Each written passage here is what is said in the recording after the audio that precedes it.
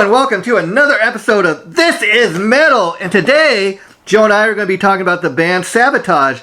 Joe, you've been wanting to do this episode for a while. Tell me, the story of how you first became a SAVATAGE fan and why the band means so much to you.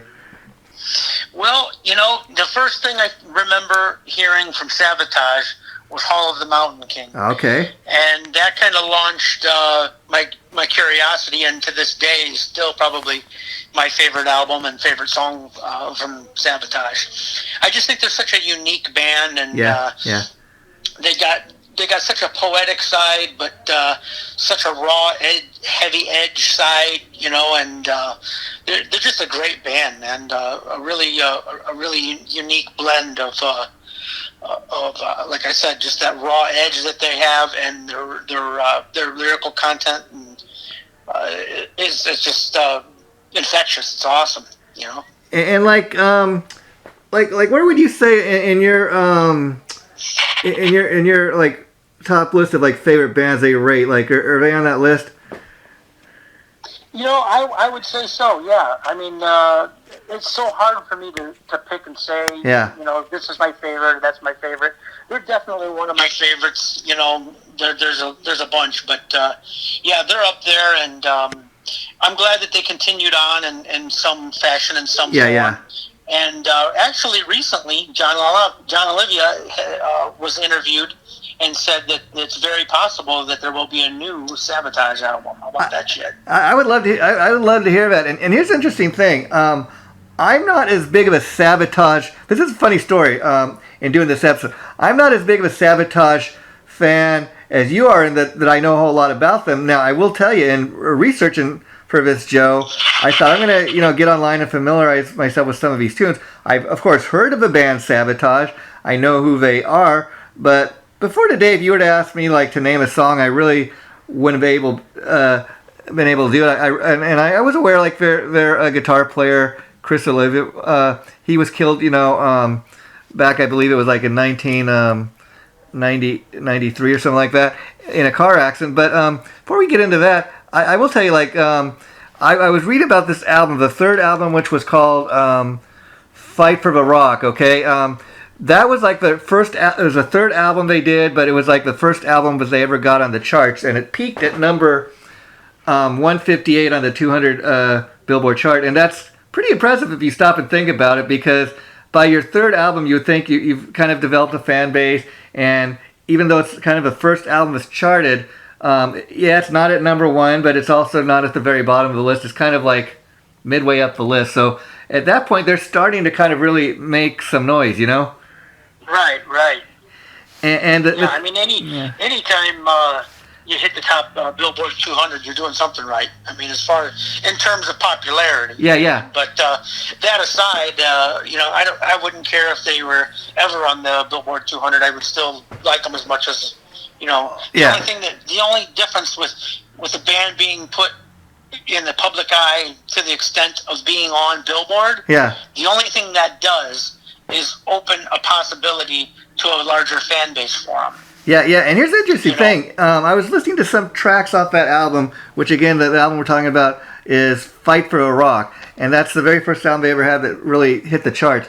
And the interesting thing is, if you listen to most of the tunes on this album, because I've always thought of, again, I'm not as familiar with their catalog of music as you are, Joe, but I used to read about them in Metal Edge magazine and Hit Parader and stuff like that. And if you just look at the band's logo, the way they dress and stuff, you would look at them and you would think, even just the album covers, you would think right away. You think, oh, they must be a metal band. But here's the interesting thing in listening to some of the songs off this album is, for the most part, a lot of the stuff you listen to it and it is full blown on metal. But then they have some tunes. It's like they go from one spectrum to the other. Like they go from doing a full blown metal song to something that sounds really kind of almost like it could be on commercial rock radio, Right. And that's they're a really diverse band too. Yeah. That's another thing I like about them. Like you were just saying, I mean, you can listen to some stuff that is just straight ahead rock and slamming really heavy edge songs, and then they'll have a ballad with piano in it. I mean, they're a versatile band, a true musicians band.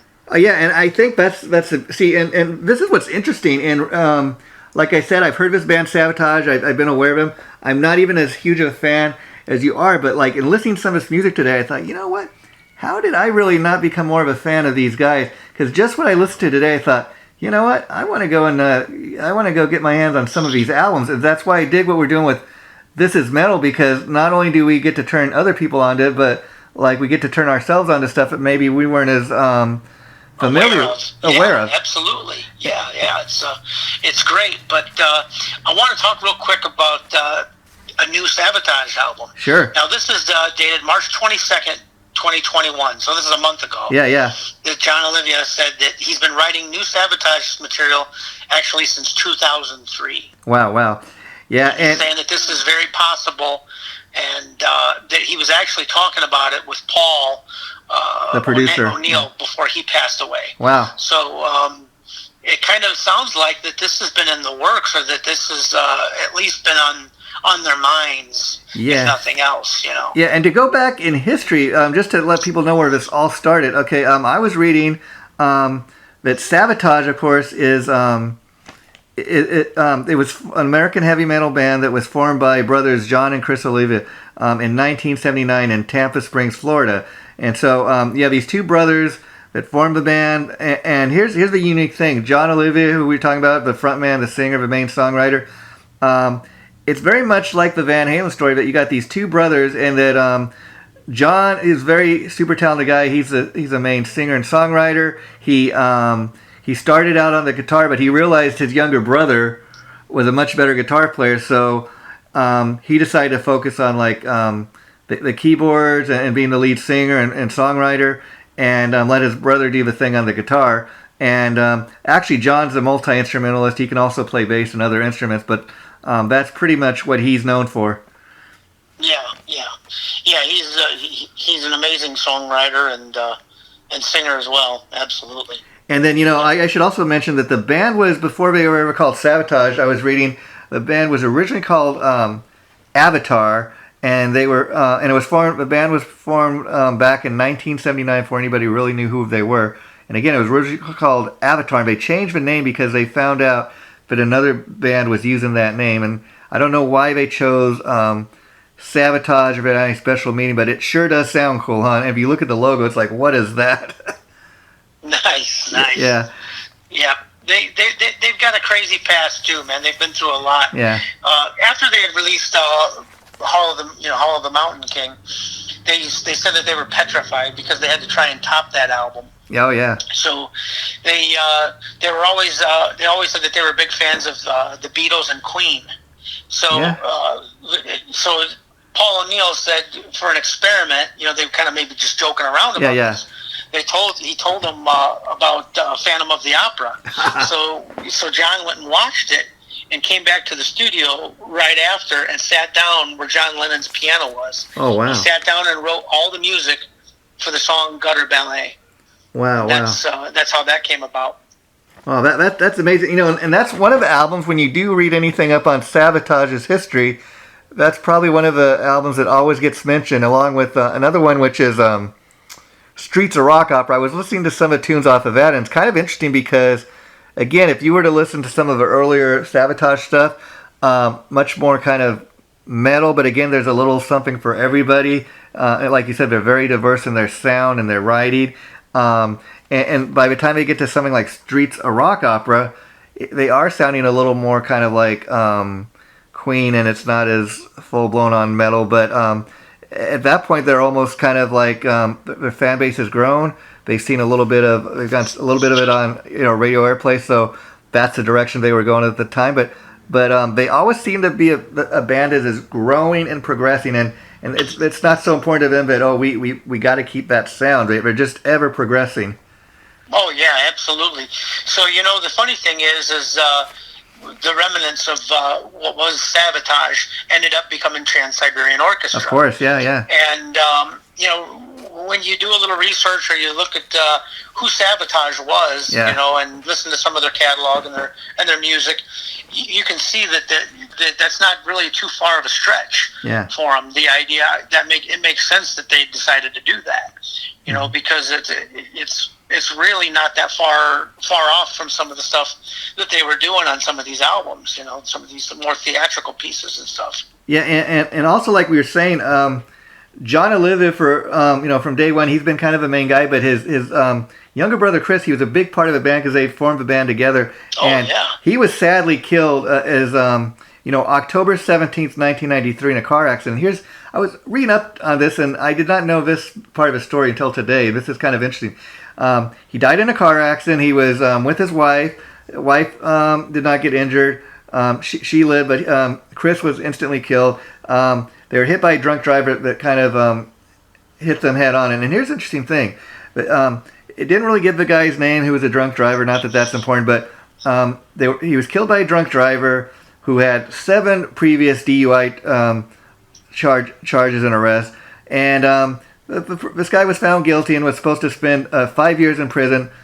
By the end of time, he only ended up spending 18 months in prison. I don't know why. I was trying to look that up and could not figure out why that was, but only spent 18 months in jail for killing Chris. Who knows why that is? But I mean, can you believe that? Yeah.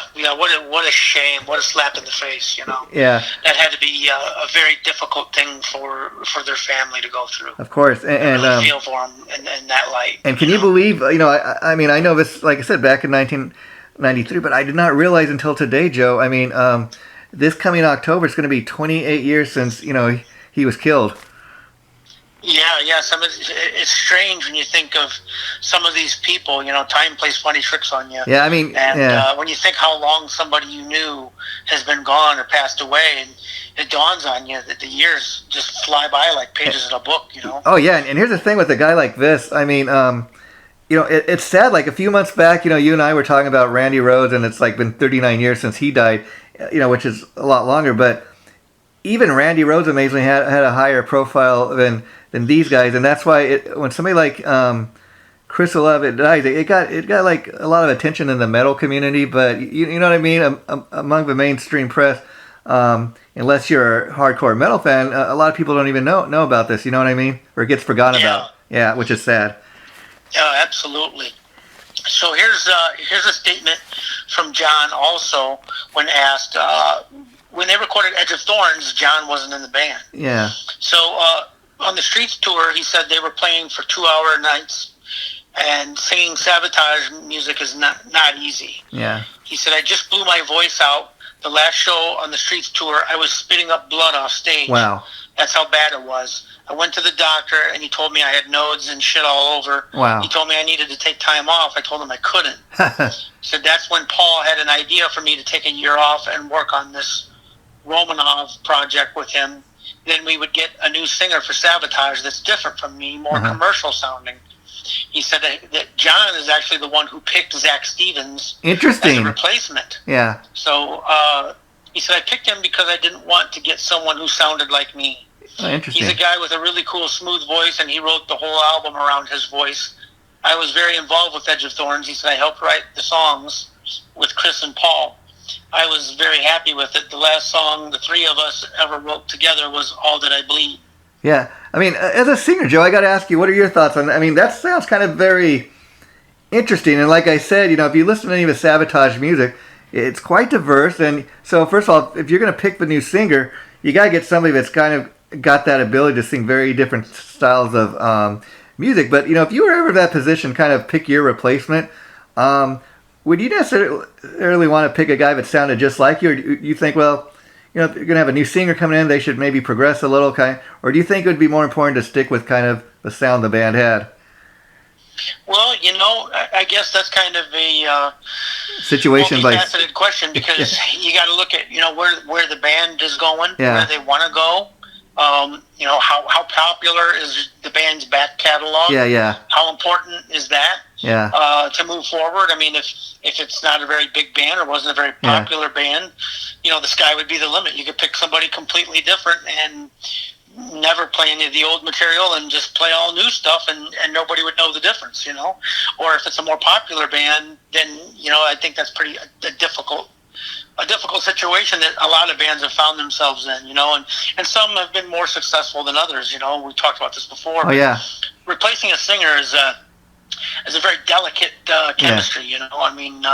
Sometimes it works if you get somebody different, and then sometimes it just really doesn't. Yeah, it just depends. And a lot of that does also unfairly, kind of, but it is what it is. Yeah, yeah. A band like Motley Crue, for example. Yeah. They were on top of the world with Vince Neil. Yeah. They established themselves as one of the largest rock bands in the world. And in a sense, to me, it was kind of unfair for John Corabi to step in there. Yeah. Sounding completely different, great singer, but doesn't sound nothing like Vince Neil. So the songs took on a different direction. Yeah. Even the band played them differently a little. Yeah. In my opinion, more aggressively. I liked it, yeah. But a lot of other people did not. So, at least at that time. So, yeah. It's pretty tough. I wouldn't want to be put in that position. Yeah, I can imagine, yeah. And you're so true about... Going on for all of the instruments on Handful of Rain. Wow. So John Olivia was to play all the instruments on this. And the original idea for the album was that Zach and him were going to share all the vocals. Wow. They were going to do all double vocals. So kind of almost like a Three Tremors concept, way before Three Tremors. Yeah. But different. For guys in the band, it was just too soon after Chris had died. Yeah. For Johnny Lee Middleton and Doc Walt, I don't know how to say it. Yeah. Killdrums, the drummer. It was too soon for them, and they both backed out. Okay. Zach had backed out. It was just me and Paul. Once we got a few songs done, Paul asked Zach to come to the studio and check it out. He finally agreed to sing on it. For the instruments, it was just me. I played the bass, the drums, keyboards, rhythm guitars, and some leads. Wow. The leads I couldn't do, I brought in my friend Alex Skolnick from Testament. Yeah, Testament. So Chris had just passed, and the album was like therapy for me. Yeah, I can imagine. I was playing all of Chris's guitars on it upside down because wow. I'm left-handed. Just holding his guitars in my hands alone was really weird. I bet. I hadn't played the drums in a long time. Taunting Cobras took me like 4 weeks to perfect the drum parts. Wow. Like I said, it was good therapy for me because I was not in a good place at that time. Once everybody heard Chance and Handful of Rain, they were all ready to come back. I'm not credited on the album for my playing at all. My manager thought it might be best to keep it that way and give the credit to the Sabotage guys. Wow. I just wanted to do what was best for Sabotage. Wow, so that's amazing. That speaks volumes for what kind of guy John is, you know what I mean? Yeah. And I know, just on a side note, a couple of the guys went on to have success in other bands, like a couple other kind of Sabotage-related bands to mention. Of course, there was Circle to Circle. I like some of that stuff. And then John Olivia's Pain, they had some pretty good albums. He's done a lot of. They've done a lot of stuff outside of Sabotage. But Sabotage, sadly, is one of those bands that I put on our Facebook page and talking about prepping for this show, but letting people know we were going to be doing it a few days, maybe even about a week ago, that Sabotage is one of those bands that really has kind of gone forgotten. And somebody says, well, not really forgotten. And what I mean is like kind of what we were talking about earlier, Joe. This is a band that we were saying has been, they formed way back in 1979 before they ever had a record deal. Anybody ever knew who they were, but probably a lot more people, let's say, are more aware of who Motley Crue is, probably because they've sold more records. They've been in, they've had more articles and things written about them. Unless you're like a diehard metal fan, that's kind of what I'm talking about. And it's kind of sad because when you really get into this Sabotage music and you really check it out, it's quite impressive about just how good of a band this really is. And they really should have been bigger, because I was reading up on the Wikipedia and they're saying Sabotage, is kind of one of the really early American heavy metal bands that really had a huge influence on the American metal movement. I mean, they were saying that they influenced all kinds of metal bands, everything from like power metal to just death metal and thrash metal and everything in between. Right. Yeah, they're a real diverse band, like we talked about, and they've been around a long time and definitely left their mark on the music world. And I would just be happy as shit to hear a new Savatage record. Like I said, I was reading up a little information for tonight's show, and when I heard that, I was just like, oh, that man, that would be just amazing, you know? Yeah, like again, I was checking out this album. We were saying the third album is called Fight for the Rock, and I listened to the entire album, and just to give you an idea, I mean, it starts off with the title track, okay, and it sounds like a very patriotic kind of music. Sounds like music that you'd kind of march into battle or war with. It's like nothing you've really ever heard, and if that's the first kind of thing you're hearing from Savatage, let's say, you kind of just with the opening title track there, you're kind of like, man, no doubt about it, this is metal, right? You know, this song, this album, this is what metal is all about.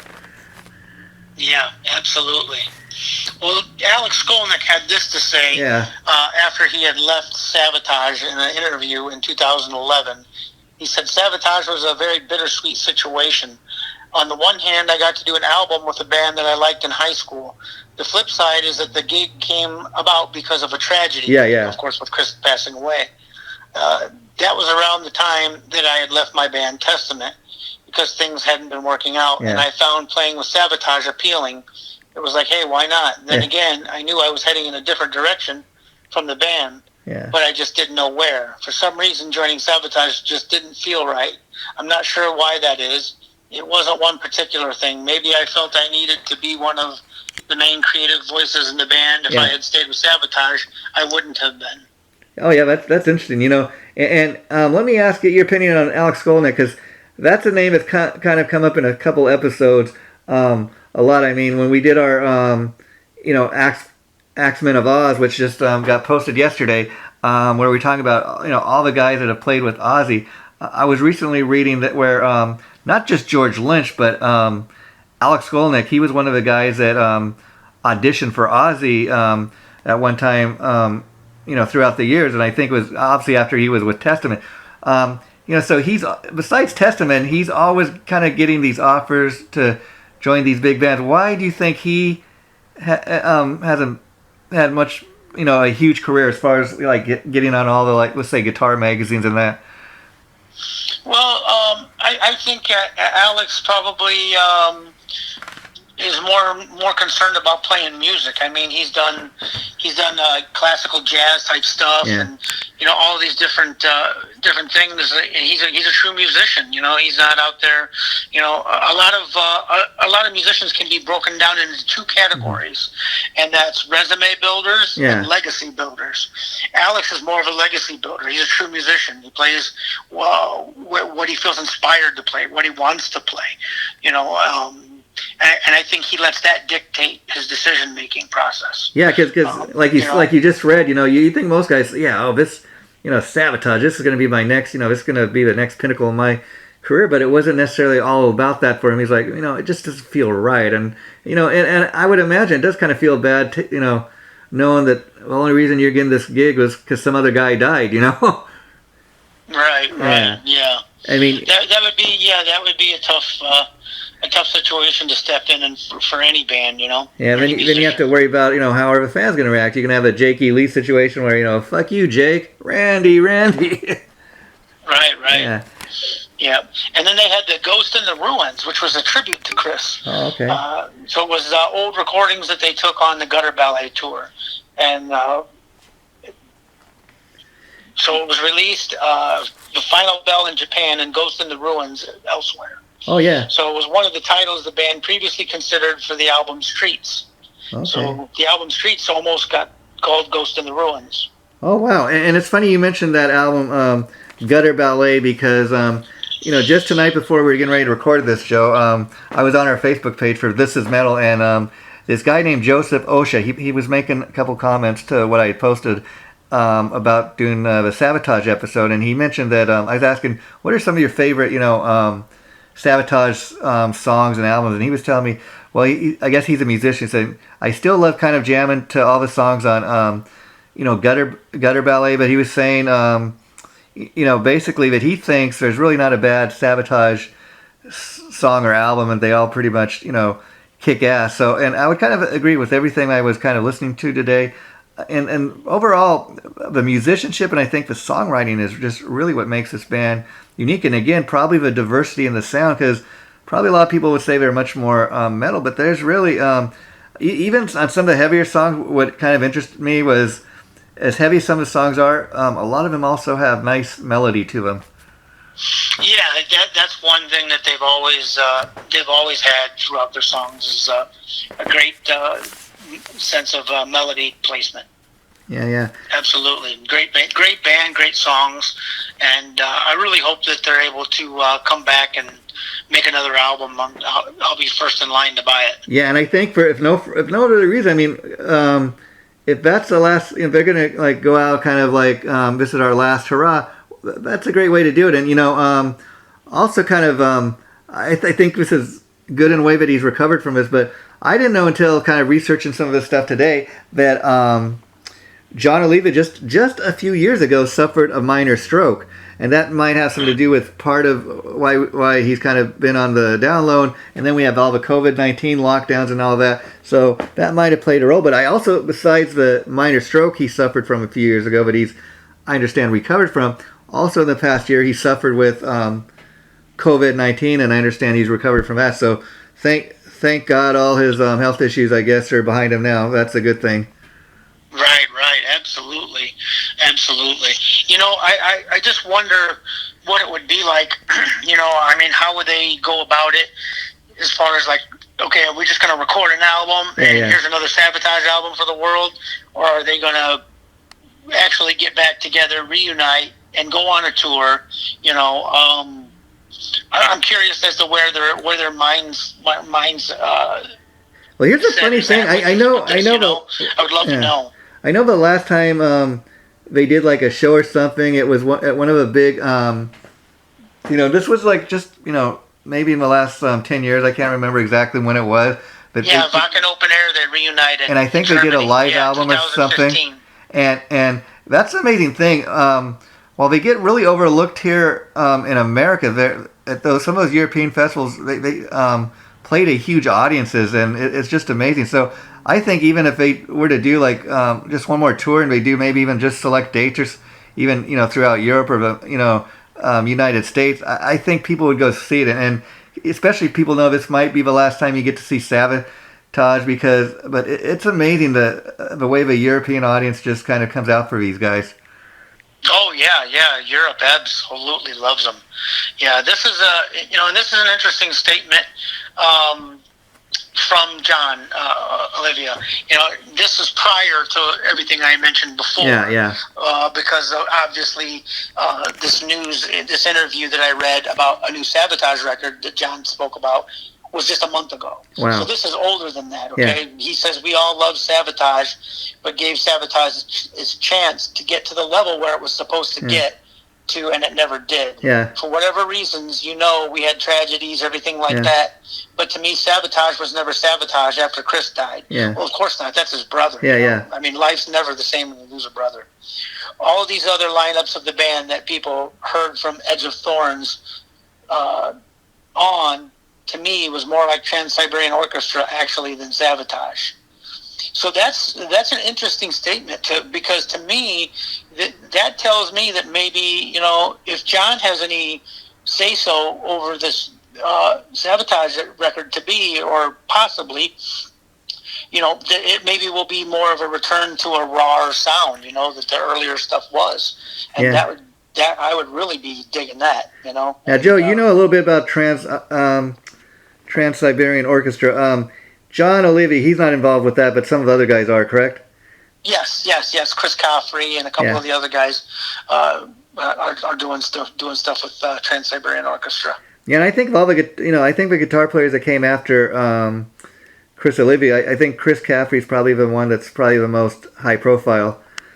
Yeah, absolutely. Yeah, he's done a lot of stuff. He did a project with Tim Ripper Owens too. I can't think of the name of it. Something with spirit. The word spirit in it. I can't. I'll have to look that up for some reason. Yeah, but it's pretty good. It's pretty good stuff. I mean, it's straight ahead metal, but real great job. It's the interesting thing about Trans-Siberian Orchestra. I don't know if it did or not, but it seemed like it started out kind of just as a fluke, like, because I don't even know if it was around the same time Twisted Sister did that Christmas album, but I think when they saw the success that a lot of these bands started having, like doing Christmas albums and stuff, I think they thought, okay, well, we're going to give that a shot. We're going to put together like a rock and Christmas show. And maybe it was originally just thought to be maybe a one-off type of gig, but I think it just took over and became bigger than anybody ever imagined. And it seems like each and every year it gets bigger and bigger, and they put out like a new album every year. And it's kind of a much different concept than SAVATAGE, but interestingly enough, the more they do it, I think it almost people think of it as that's the band that used to, those are the guys that used to be in SAVATAGE, that, and sadly, SAVATAGE is another animal all into its own, but because of Trans-Siberian Orchestra, I think a lot more people are kind of listening to SAVATAGE now than might have absolutely. Yeah. I think it brought a somewhat of a resurgence to them, and if they were ever to put another record out, I think that it would probably be more popular because of the popularity level that Trans-Siberian Orchestra attained. Yeah. I think it would be a lot for them to look forward to, for them to try and reunite and not just put out a record, but tour and all of that. But also worth mentioning, their drummer Steve Killdrums, Walks, or however you say his name. That dude formed a band in 2010 called Reverence. Wow. With guitarist Pete Rossi, vocalist Todd Michael Hall, formerly of Jack Starr's Burning Star. He was also in Riot. Wow. And he was on The Voice. And former Tokyo Blade members, guitarist Brian Holland and bassist Frank Sapardi. Brian Holland's a friend of mine. Wow. Those guys live up in Michigan. And if you ever get a chance, check their band out, Reverence. They're on Facebook and all the social media sites. Wow. They got their own website. But they're a great melodic rock band. I mean, really good sounding stuff. And Todd Michael Hall actually just recently put out a solo record. I think that comes out actually Friday, Joe, and it's one you're talking about. It's on Rat Pack Records, and I think Kurt Vanderhoof plays on the album as well from Metal Church. Yeah, Kurt Vanderhoof plays guitar on it, and another good friend of mine, Drew Hart, plays bass on it. Oh wow, yeah, that's one of those ones I want to kind of check out. It looks like it's going to be a pretty fun release.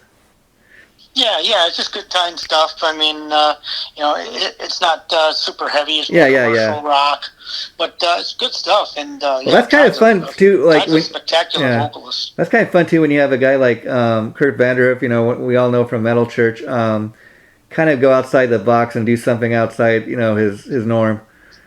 Yeah, absolutely. And it's great to hear new music for the fans too, as well. Yeah, and again, getting back to Trans-Siberian Orchestra, that's really a unique project because it started out kind of like as a once a year thing, dude, around Christmas time, and then I know when they first started, they were doing like major theaters and tour, like a tour like in the every fall. But see, it's amazing because they had the level of success they did, where you didn't have to go out and tour all summer, all year. You could just do it that time of the year, and people would still come out, and they were still successful at what they were doing. It's amazing.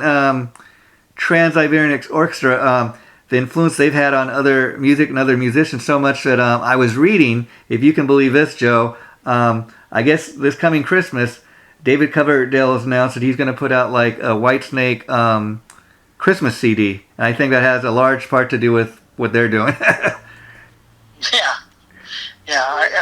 think, like I said, I think that the level of success that ended up becoming could only add to or help SAVATAGE's legacy. Yeah, with putting out another record, and I hope that they're able to, and I hope John's a big part of it because I think he's an amazing songwriter, an amazing singer. Even if he can't tour, I hope he records the album and has a lot to do with the creative input on it. Yeah, I mean, and especially if it's going to be like the final thing they do, I think it would be cool to get all the guys back and maybe even have Zach Stevens come in and do some of the vocals with him because let's be honest. John Olivia, he's been the one guy there since day one, so you really hope that he does have something to say about the final SAVATAGE album, Right. And I just don't, and I think too it makes sense, like you were telling me. His collaborator Paul O'Neill, I know he's a producer and he wrote a lot of stuff with John. And you were mentioning he recently passed away a couple of years ago, and so if you've got stuff that you were working on with him, kind of. That what a way to go out and say, he's no longer with us, but this is what we were working on at the time. That would be kind of a real cool tribute. Yeah, absolutely. Well, like I said in that recent interview, John said he's been writing the SAVATAGE material or type of material since 2003. So it sounds like he's probably got a catalog or a library full of tunes just waiting, to have something done with it. Yeah, and he seems very much like a band guy, and I say that because, like I said, okay, people either know him from SAVATAGE or this other project he had called John Olivia's Pain, which is kind of, I guess, his idea of like doing a solo project. He could have just gone out there and called it John Olivia, but I think part of the reason he didn't do that, which makes sense, is it's very much like, Ozzy Osbourne's much bigger, let's say, but very much like when Ozzy left Sabbath, ex-Black Sabbath singer, he'd always have that tag, ex-SAVATAGE singer, so he's like, I'm just the guy from SAVATAGE, and oddly enough, probably when he passes away, that's what we're going to read about, ex-SAVATAGE singer John Olivia passed away today, but, the point being, that's the band that people are going to remember him for. Oh, yeah, for sure. And they didn't maybe quite hit the record sale numbers, that they wanted, and quadruple platinum, and all this other stuff going on. But really, what it boils down to is the fans, because they're the ones going to buy the tickets. And they're the ones that's going to support your band. They're the ones that's going to buy the merchandise, and that's what it's all about. So when some people call people sellouts and stuff that. You gotta look at it bigger than that. Oh yeah. It's not this just, and maybe some of these people are greedy. I don't know them all personally, but you gotta take it in perspective. If the project's not successful, okay, then and these guys are trying to do this for a living. What are they supposed to do? They got to go get a job flipping burgers because they're not making enough money to pay their bills. So so from that perspective, support the bands, not just SAVATAGE, but any band. If you like them and you're interested in what they're doing, then how hard is it, man? $20 for a CD or a T-shirt or something like that. Yeah, it's not really asking that much. Yeah, and if more people did support bands like that, then they would still be around. Yeah, on that note too, Joe, I got to make this comment because talking about a band like SAVATAGE. They never really got on MTV. However, like you would never turn on MTV in the afternoon and see a SAVATAGE video. But if you tuned in like from 12 o'clock, let's say on a Saturday, 12 to 3, when they had Headbangers Ball, every once in a while they'd play a SAVATAGE video. But, and I think you get my point. And just to kind of further the point we're making here, I've interviewed Mark Scott, the drummer from Trickster, several times. And he shared this interesting story with me. He's saying, when Trickster's debut album came out 30 years ago, he's telling me, we were all over MTV, we were all over the place. And he said, here's a funny story. He said, we done the video for Surrender. He says, we had our first number one video and song on Dial MTV. That's where they used to call in.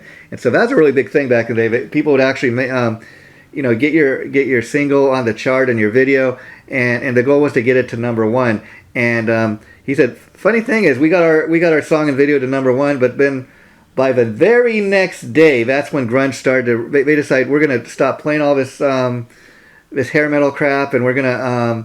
They took off Dial MTV, and he said so. We had our first number one, and by the very next day, the show we had our number one on no longer existed, and so we had our first number one on Dial MTV, and we were also the very last number one song on Dial MTV. Kind of interesting story. Wow.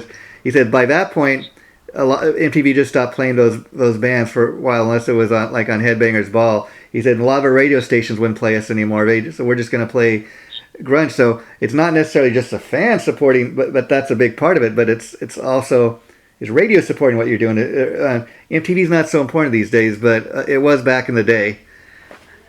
Right, right. Yeah. Yeah, that's true. I miss the good days when MTV played music. Yeah, that's the funny. I was reading something recently, and here's the funny thing. Okay, um, as we know, MTV launched like in 1981. Okay, now I was reading that it's like the 37th anniversary of MTV or something, but they only actually played music videos for 14 of those years. Wow. And then they became a reality show. I mean, they got big with that show, The Real World, where they had all the kids live in the house together, and that was really kind of the first reality show ever.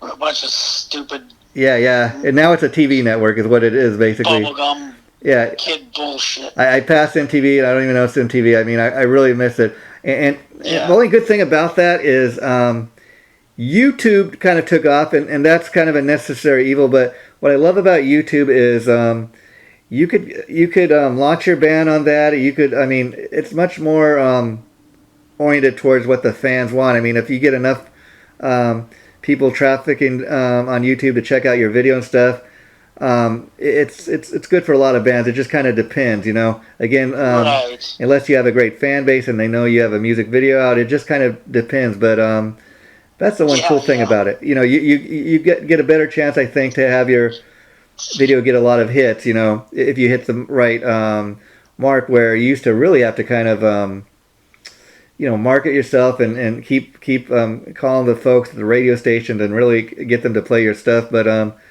I think a lot of the controls in the band's hands these days, which is, in my mind, is a lot better. Right. Absolutely. Yeah, absolutely. And so, Joe, before we wrap this up tonight, I've enjoyed talking to you about this, as you can tell. Do you have an update for us on the new Scream Kings album? Well, we just wrapped up all of the footage that we need for the Reign of Hellfire video. So we'll be editing and mixing that down.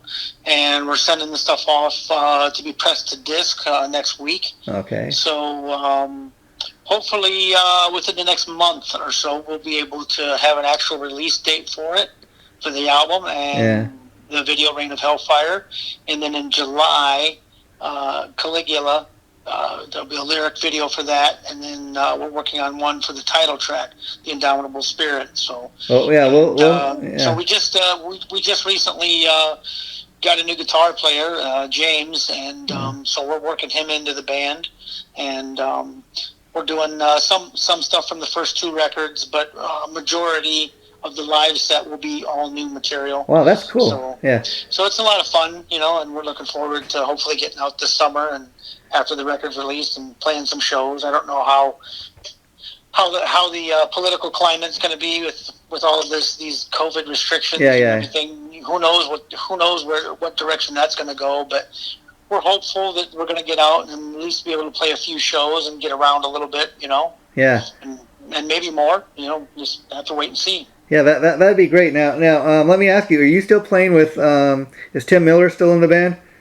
Yeah. He's our bass player. Yeah, he's a super cool guy. I mean, he also stops by the This Is Metal Facebook page every now and then and leaves a comment. I was talking to him one day, man. It's just amazing the people that guy knows. I mean, he told me that he's played with Glenn Hughes and he's getting ready to do it again. And I guess that he was telling me that he's actually was friends with the legendary Tim Bogart. Man, wow. Yeah. Tim goes way back, man. He knows a lot of people. He's done a lot of things and did a lot of traveling and all kinds of crazy stuff. So. And how did you hook up with him? That's a pretty cool guy to have in your band, Well, yeah, he's originally from the area here, not far from where I'm at. Oh, okay. And, so our paths crossed through mutual friends. Yeah. And we were looking for a bass player, and it just worked out, right, Yeah, and he's a real passionate musician, and that's what I like. He's not one of these guys, that we've had guys in previous lineups that were great musicians, great players. Just didn't work out, yeah. They were only doing it because of, we're opening for Metal Church, or we're opening for this band or that band. Yeah. They could care less about the songs, and Tim's really passionate about his playing, and he really loves the band, loves the music. And he just loves music. Makes a difference, that makes a big difference in his execution and the way that he plays the songs. adds a lot. And yeah, it just, I mean, yeah, and just, yeah, I can say that about Wendell on yeah, drums. Yeah. Everybody in the lineup actually wants to be there, so that's a really good feeling. I mean, that does make the difference, you know. You can tell when a guy's just doing it for a paycheck or for the love of it. I mean, you know, again, talk about Tim Miller because, you know, like I said, he's dropped by our Facebook page and quite a bit, and I'm getting to know him, and he's got these cool videos up on his site, and he was like, you know, we were talking about loving the new Dead Daisies album with Glenn Hughes, and he posted a video or something where he was like learning one of the bass tracks off of that album that Glenn plays, and I just love it. He's so passionate about not just what he does, but other, you know, his heroes and these guys that kind of influenced him. You know. Sure, absolutely, yeah. I mean, there's nothing better than to do that. And actually, I had hoped someday, and I still hope that someday we will actually have time to do it. I would love to maybe not record it, but I would love to throw Hall of the Mountain King into our live set, you know, do it our own way, you know, and I think that'd be a lot of fun. You know, I posted that a while back on our page, you know, what would be some songs that you would want to hear us do or record, and that was one that came up quite a few times. Now, on that note, let me ask you, Joe, how hard, because I know, like, if you cover somebody's tune, you got to pay, like, a license fee, but is that something that's really takes any major kind of work to do, or not? Would it be easy for you to do, like, if you wanted to cover that? Well, I mean, from a legal standpoint, yeah, you got to just get the permission and the blessing and do it right. Yeah. And, you don't want any issues, You don't want any issues, you know. Yeah, exactly. And especially if those, you know, if you're doing a song that you really do look up to these people, you know, they really do mean something to you. Yeah, you want to do it right. Yeah, you want to do it right. You want to do it right. Yeah, you know. But as far as just playing it live or something like that once in a while, that, you know, I would be happy even just doing that. I may end up someday just recording it myself and throwing it out there just because I love the song. Yeah, you know, it's a comfortable song for me to sing. I was getting ready to say, you know, for no other reason, it'd be kind of, I mean, just talking about Sabotage tonight, it's very clear you're how much you love the band, and I think it would just be fun for you to do, since you love Sabotage so much. It'd be a way to kind of show your love for Sabotage, and you kind of make more people even more aware of the band and say, you know, check this out and check out what these guys originally did with it, you know. Yeah, absolutely. I think quite a few people, especially now, know who they are. Oh, of course, yeah. Know those songs they're metal classics. You know, anybody that's actually truly really a metal fan has definitely heard of these guys. Like I said, I'm not a huge fan, but I'll tell you, after listening to some of the stuff today and prepping for this, I've got really a newfound appreciation for them, and I do remember like.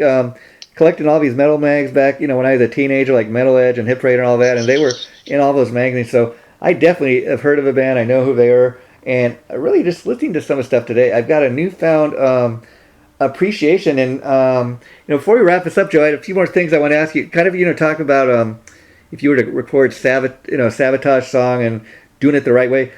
A funny story that's been out there recently about this long-standing feud between Tracy Gunn and the other LA Guns drummer Steve Riley. They supposedly each own, you know, 50% of the LA Guns names, and they've been fighting over it for years, and each claim they each own 50% of a name, and they've been going kind of going with that, and because they really were kind of not able to go to court, but they recently kind of settled, and the court kind of decided in Tracy's favor, saying, you know what, there was never really any kind of written agreement that Steve Riley really had 50% of a name, and him and when you're like partners with somebody in a business, even a band, I guess, the funny thing is, in order you to prove that you know, you own 50% of a name, you got to have something in paper. They never like filed their taxes together or anything. So interesting that after all this time, Tracy Gunn's kind of won the rights to the name outright, and now Steve Riley's forced to call his band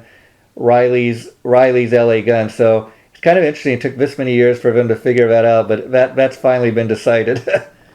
Yeah, all the legal stuff. It's sad that it comes down to that, you know. But a lot of bands have been through that and worse. Yeah. But getting back to this possibility of a new Sabotage album. Yeah. I'm just now reading that John has been writing with Chris Coffrey and Al Petrelli. Wow. So they've been trading ideas back and forth via the phone, via the phone and email, saying that they're all bored with all these lockdowns and stuff, that there's nothing to do, and they've all had time.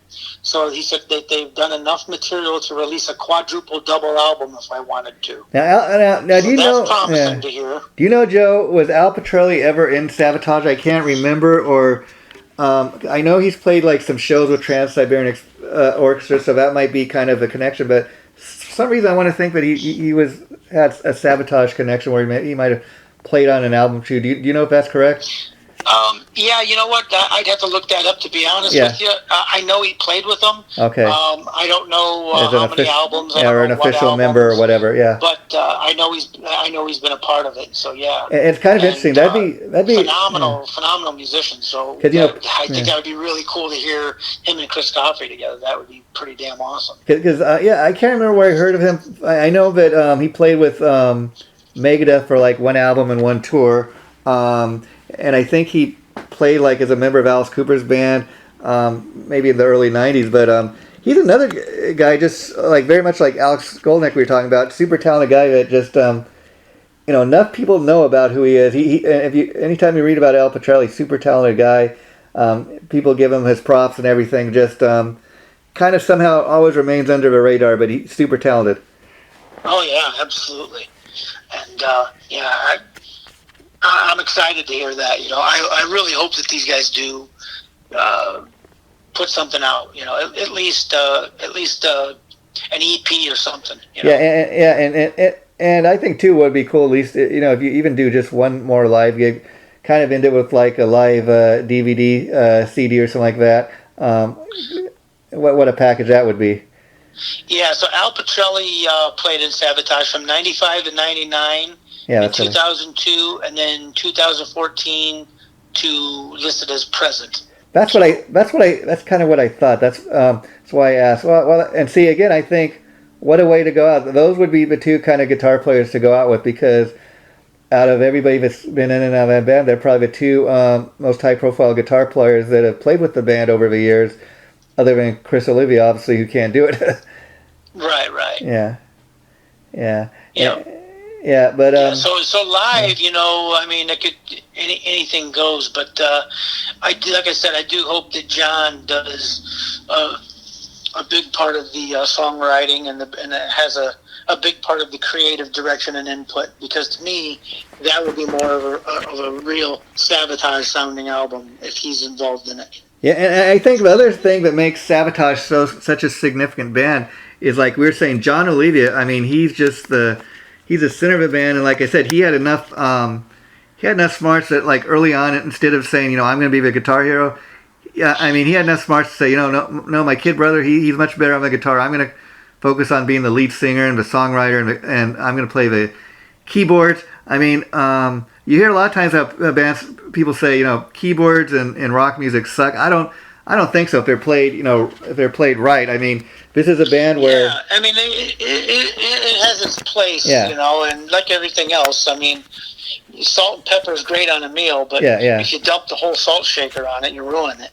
Yeah, and see, he's, like I said, he's a singer, he's a songwriter, he's a multi-instrument, so this is one guy that, when they go in the studio and record something, I mean, he's a well-versed musician. I mean, he knows what everybody else is doing, like you're saying, on one of those albums, he played the drums, but it wasn't so important that he got the credit for playing the drums. He gave it to somebody else. He did kind of what fits the band, what works. It's not all about his ego. His ego, yeah. Right. And it's interesting because Savatage, because he is so known for playing, keyboards, that's kind of his thing, and being the lead singer and the frontman. The keyboards were a big part of that band. Very much like I would tell people, if you go and you listen to classic like Deep Purple, John Lord, may he rest in peace, no longer with us, but John Lord's keyboard playing was just as big a part of Deep Purple as Ritchie Blackmore's guitar playing. I dare say they go hand in hand if you listen to any of those records. Oh, yeah, absolutely. Yeah, and probably the other two bands where keyboards kind of really important would be an all over the place Bon Jovi, and one of my favorite bands from back in the 70s and 80s, Boston. Yeah, that's an incredible legacy that they have too. Absolutely. Yeah, and so Joe, I want to thank you for doing this tonight. It's been a lot of fun. And just so people kind of know what to look forward to, I've been letting people know this is me and Joe had so much time fun doing This Is Metal that we really got enough shows already, Joe, in the can where we could just say, we're not going to do this till next year, and we could just post what we have. But we have so much fun doing it that we're already into like doing bonus episodes. That's why we started from just one episode a month. You've been noticing we've been putting 2 a month up, and we're almost getting to the point where we're going to have enough to do that. But we're going to keep them rolling out, and I think the next one. So next month for the month of June. People are going to hear, we have our Jesus Priest special we did. That's going to be the next episode. And then for our bonus episode next month, we did a Mr. Scary special all on George Lynch. I think people are going to, enjoy that. And so that's kind of what we have going on with This Is Metal. Is there anything else you can think to say to the people? No, thanks for tuning in. And if you have any suggestions or ideas, hit us up on our Facebook page and let us know. And we'll put them on the chopping block. Yeah, in fact, me and Joe were talking about that the other day, and we've decided, just to give you a taste of where we're headed to, the very next one we're going to record probably in a week or two is we're going to do an episode on Metal Church. So I'm really looking forward to that. And if you notice, we're doing episodes on bands that necessarily, very much like Savatage and Metal Church, great bands, but they aren't really high-profile bands, if you know what I mean. They a lot of times get forgotten. So very important to do these episodes so we can remind people about all these great bands. Absolutely. Okay. Looking forward to it. Okay, take care, Joe. Bye-bye.